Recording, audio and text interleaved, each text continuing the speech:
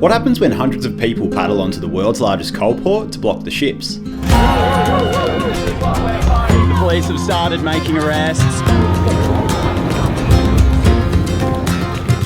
Let's take a step back and see how this all started.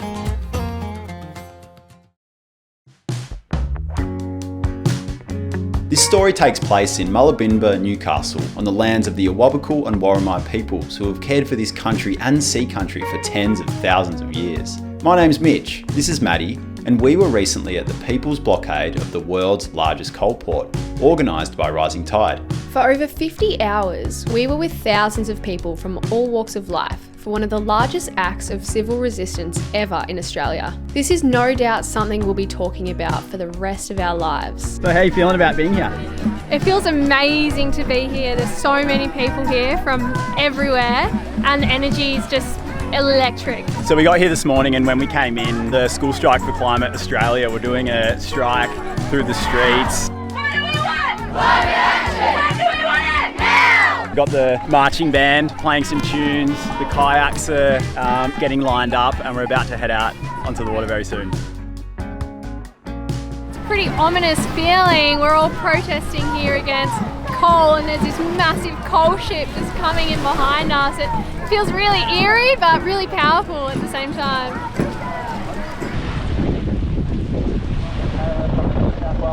We're off, we're on the water.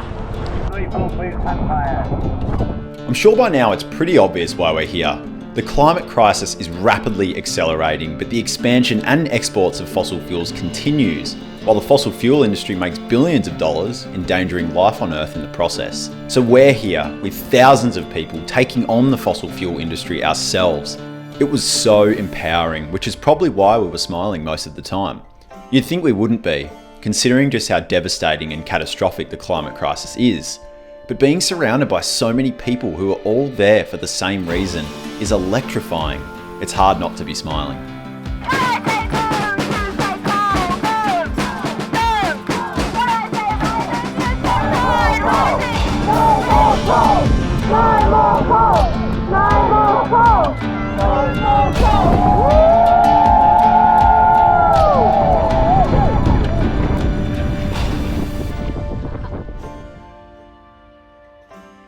So this event almost didn't happen. 6 days before the event was set to kick off, the New South Wales state government imposed a marine exclusion zone for the entire Newcastle port, including the public beaches, for the duration of the blockade, meaning it would have been illegal for anyone to enter the water in the exclusion zone. This was not good news for the organisers. So what did they do? At the 11th hour, the day the exclusion zone was set to kick in, Alexa, one of the key organisers of the blockade, went to the Supreme Court to challenge the exclusion zone. Well, the Supreme Court ruled that the government's exclusion zone was invalid. We have just heard the ruling that we won. The exclusion zone is invalid. Alexa challenged the government in court and won. The blockade would go on. We have seen our government do everything they can to shut this protest down. And yet here we are. Our government would rather protect the interests of the coal and gas billionaires than protect everyday Australians from dangerous climate change. We are here, and you cannot silence us. I would like to imagine a future where I can raise a family in a safe world. The future we are heading towards is sadly not this safe. The future we are seeing is one where global temperatures are rising 1.5 degrees well before 2050. So that's why we're all here today. We are here for our future.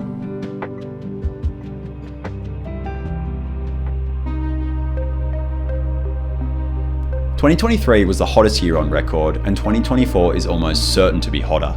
The oceans are reaching record temperatures, coral reefs across the globe are dying, we're losing ice at record speed, climate destruction is getting worse, but fossil fuels are still being dug, shipped and burned, while the fossil fuel corporations make record profits and governments support it.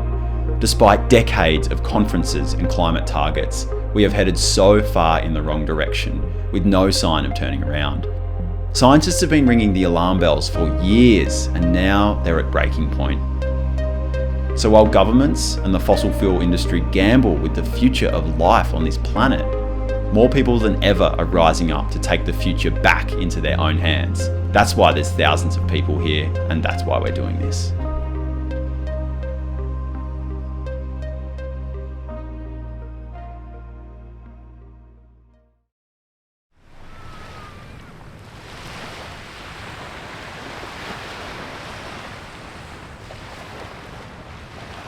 So it's been 20 hours since the launch of the flotilla yesterday.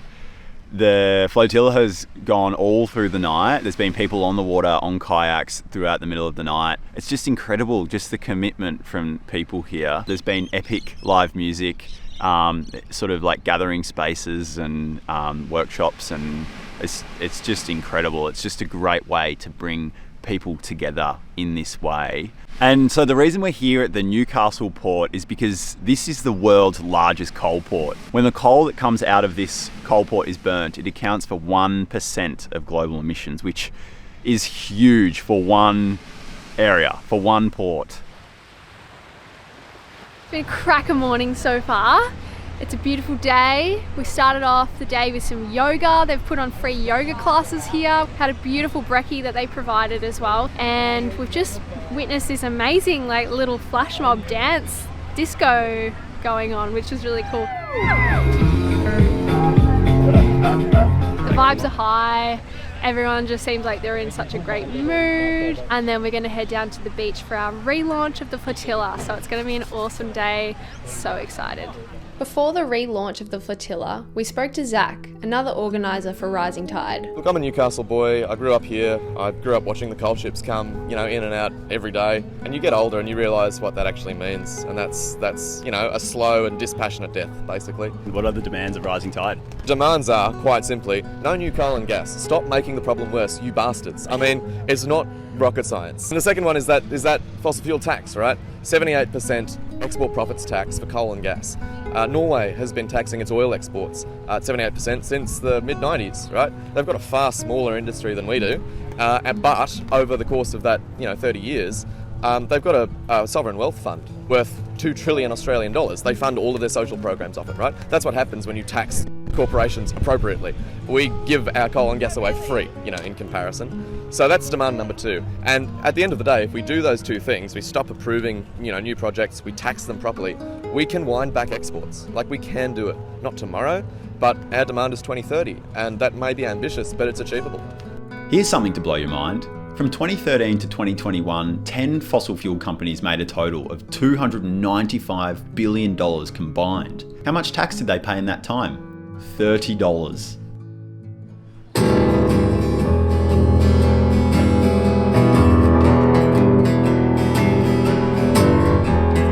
We can ride this out past the edge of time.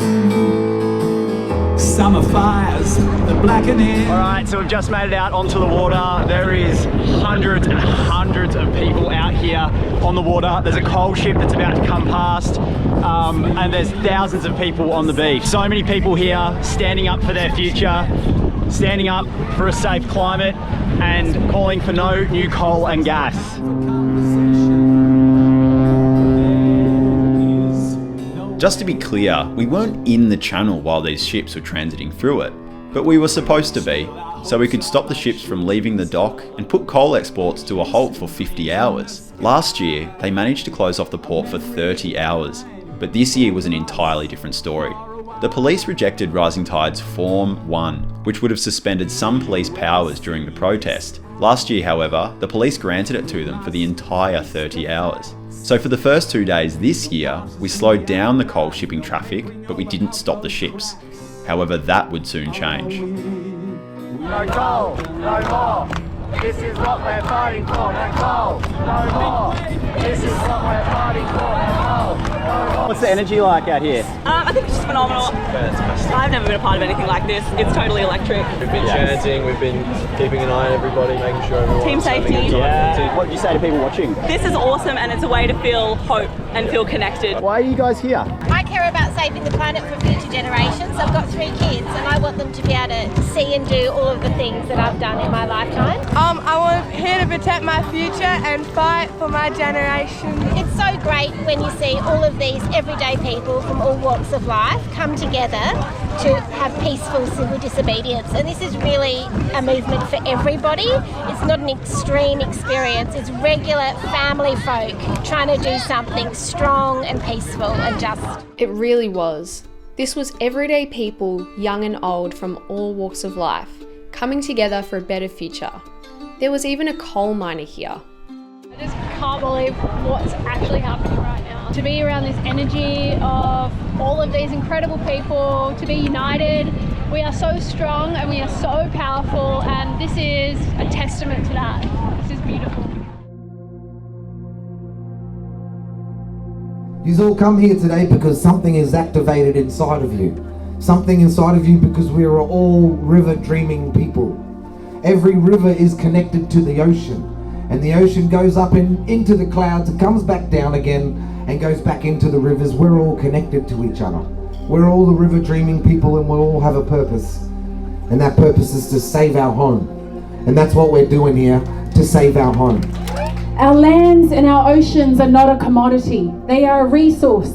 They run through my veins right now. It is part of who I am, my culture, my identity. So, today, as a Pacific Islander, I stand shoulder to shoulder with you to fight for what's right.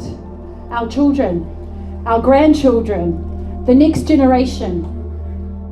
Climate justice is inseparable from the fight for Indigenous rights. The Rising Tide movement was not just about halting coal exports. It was about protecting lives, preserving culture, and demanding accountability for the harm caused by the fossil fuel industry. The Torres Strait Islands, home to one of the oldest communities on Earth, are already on the forefront of the climate crisis. Rising sea levels threaten ancestral land, sacred sites, and ways of life that have existed for tens of thousands of years. Yet these communities, whose carbon footprints is amongst the smallest in the world, bear the brunt of the crisis they did not create. This injustice must galvanise us to action.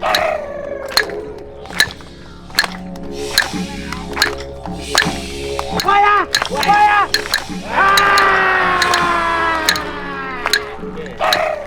We need to be free. If we are not free, this country could never be free. The relationship with the plants and animals of this land, the top core animals, we only eat and take what we've been told by the spirits. And same with all the plants and animals that we are connected with. That keeps the springs running through this country, because the Japan, the plumber, keeps it open. And the mining will kill it. When it kills the springs, then it kills the country. Then he kill Burma, all of us. He no discriminate the color of your skin. That's why we here protect these places.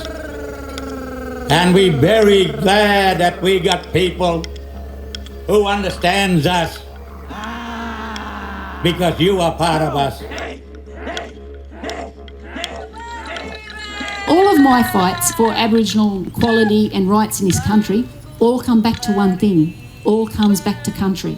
When I was fighting for the stolen generation and to stop the forced removals of Aboriginal children in this country, which still goes on today, that's fighting for country.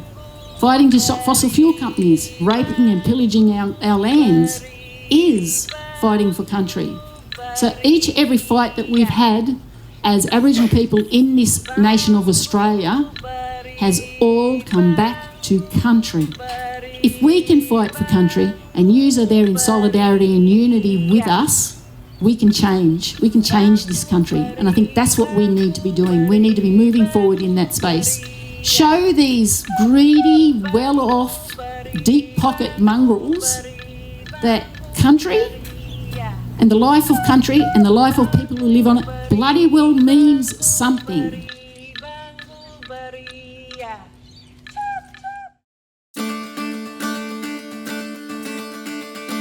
It's obviously been a tricky point so far. The last week's been difficult. Like, tell us about, the challenges that you guys have faced Yeah. So look, the state government, they've tried to shut us down at every possible opportunity, right? So we submitted our Form 1, which is how we get on the water, with legal protections, and they shot that down. They put in an exclusion zone on the whole of the port to make it criminal to actually just step into the water, which was insane, right? And then after that, they started threatening us with trespass. So we actually had to move our site over the road to here. They really just are throwing every little bureaucratic thing at us, right?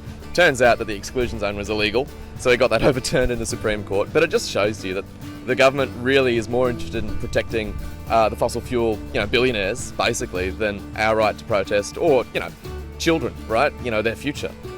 It's kind of disgraceful, but it's also exactly what we expected. Why are you here and why are you part of Rising Tide? Really, I'm here because the climate emergency is so profound, so urgent, that I feel like this needs to be the main issue that I'm focusing my life work on. Why is it important for people to come together like this and not just petition and write letters and things like that? We're not at the right point in history to be timid about the way we take action on the climate emergency. Like, life on Earth is hanging in the balance. There are other ways to take action, and I'm glad that people are doing those things. But I think that we're not at the right point in history to be timid about the kinds of action that we take. There's quite a lot of social science research and a lot of activist history that shows that when you really need action on something and you need it urgently, and when you're failing to break through in the public conversation, then actually civil disobedience and mass action are the things that can turn the tide of that particular fight in your favour. And we're at a point in history where we need it to turn. We need it to turn fast, and so we are giving that a red hot try here. Thank you, Mary, for those words of wisdom. And there was a particular movement in history where mass action and civil disobedience were very powerful in the success of that movement. And it's probably the movement that has had the biggest impact on all of our lives today, to the point where society would be totally different if not for the action of these women. They were the suffragettes and the movement for women's right to vote. My name's Alex. I'm from Mullabimba, Newcastle, right here. I'm one of the main organisers and mentors with Youth Rising. And why are you here this weekend? Why are you a part of this amazing blockade? It's the fight of our lives, really, and the climate crisis just weighs on me so immensely, and I just really think this is really important. Is there anything else that you want to say to the people watching? You are so not alone. I know this is so scary, but there's like thousands of people here today who are fighting for our future, for our generation. Alex organised the school strike, which you saw at the beginning. We also heard from a few other people about why they were at the blockade. I'm here to act on climate, to stop more climate destruction. I'm an ex-resident of Newcastle and I'm ashamed of what we're doing with the environment and for our First Nations people. We've got to fix it, and here we've got some of the best people in the country making that happen. I'm here today because the Albanese Labor government has approved 28 coal and gas mines since coming to office, and each of those projects will make the climate crisis worse, especially people in the global south and our Pacific neighbours, because our government is failing to stand up to fossil fuel giants and failing to address the climate crisis. It's up to people like us to do that, and that's why I'm here with a massive group of community members. There is a lot of climate anxiety inside my body, and it's like a pressing thing in my daily life, and I feel very powerless about that in daily life and what can I do. And so I think coming here as a collective of people helps like rid my body of that and recharge me, because like I see the power of the people together and I can feel that power and I can feel the change in the air. Why are you guys here today? Because I'm really concerned about the state that our planet's in. I work as an environmental lawyer, but it's really nice to go and do something more direct. And I just like, when I come to these things, I feel inspired because I see how many other people also care. We're with a Kai activism group based in Richmond, California called the Rich City Race. We saw like the scale of the People's Blockade, and we're really impressed by how many folks were coming out and really cared deeply about this issue. And so we wanted to be a part of this and join in and show international solidarity. We wanted to come out to show ways in which all of our fights are deeply interconnected. Pollution and emissions know no borders. People have come here to protest against government failure, basically. Failure to take care of young people, failure to take care of hunter workers. Like, this is a really important one for me. Like, coming from Newcastle, we're not just anti, like we're pro-community, right? We're pro putting money back into places like Singleton, Muswellbrook, where the coal actually does keep those communities alive, but it doesn't have to. Now, this is really important to note. As Zach said, we aren't just anti, we're pro-community. We want to see the best outcome for all communities. Rising Tide's demands aren't designed to leave the workers in the coal industry hanging high and dry. Their demand is a 78% tax on coal export profits for these corporations who pay barely any tax to fund the transition and fund the new jobs for these workers. A lot of workers in the coal industry have said they don't care about the coal, they just need a job, and they want to know they've got a job to go to in the future.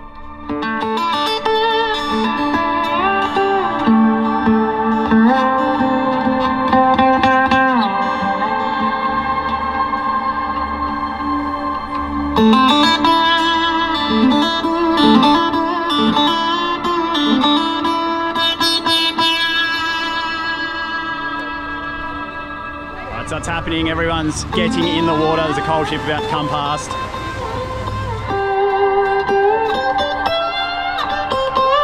This is people power at its finest. People standing up against the fossil fuel industry.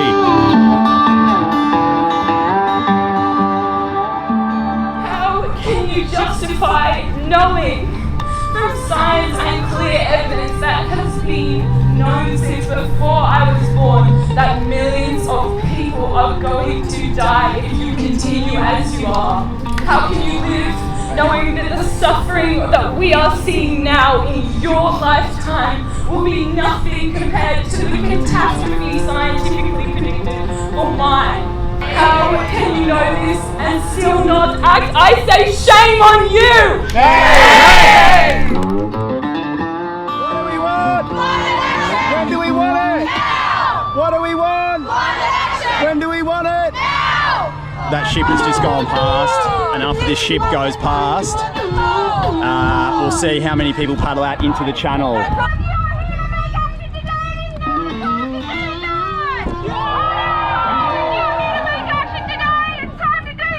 Alrighty, it is go time. We haven't had a proper blockade yet because of the police. They've been making us stay in these yellow buoys, but now everyone is deciding to take to the channel and to actually stop some ships from going out or coming in.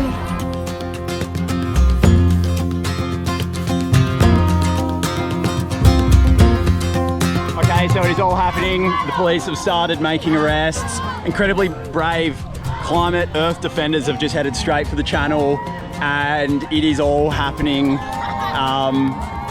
The police are making arrests. These people are brave and they will be remembered as heroes.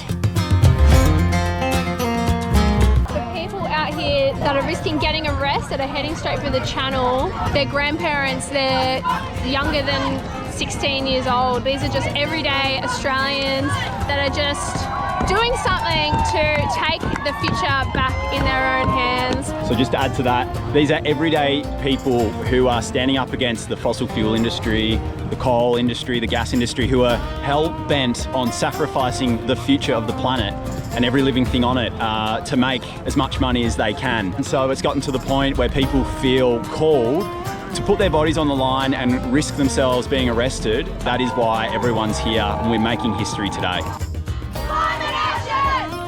Now! Climate action! Now! So in the end, the blockade resulted in a temporary pause of shipping traffic, forcing one ship that was headed for the port to turn around and head back out to sea. 170 people who paddled into the channel for the actual blockade of the port were arrested by the police. Here's a few photos of these radical protesters. Now you see this guy? This is interesting. This is Grant. He's a coal miner. He was arrested at the blockade because he's concerned about the climate crisis and wants things to change. But it didn't end here. After Newcastle, hundreds of people took to Parliament House in Canberra, taking the people power from the port to the politicians. Another 22 people were arrested for taking action at Parliament House.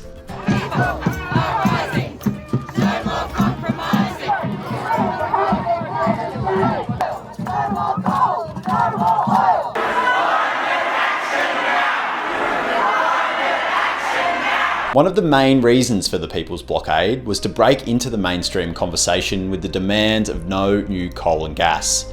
Well, with over 7,000 media hits, we certainly did that. The People's Blockade was hot topic in the news. But this story doesn't end here. How this story plays out is up to us. We have to decide what kind of future we want to pass on to our children and grandchildren. We have everything we need to live sustainably and within our means on this planet. We have all the technology we need. Renewables have been confirmed many times to be cheaper than fossil fuels. We have the economics for a sustainable system, and we have nature, our greatest superpower. What's holding us back are the big corporations who are benefiting from this system of destruction and the lack of political will to stand up to them. So we now have two options. Sit back, continue business as usual, sacrificing life on Earth and the living conditions for the next generations. Or we can choose to join this rapidly growing movement of people rising up for the future, making our voices louder than the power held by the fossil fuel industry, and help change the course of this outcome. The choice is ours.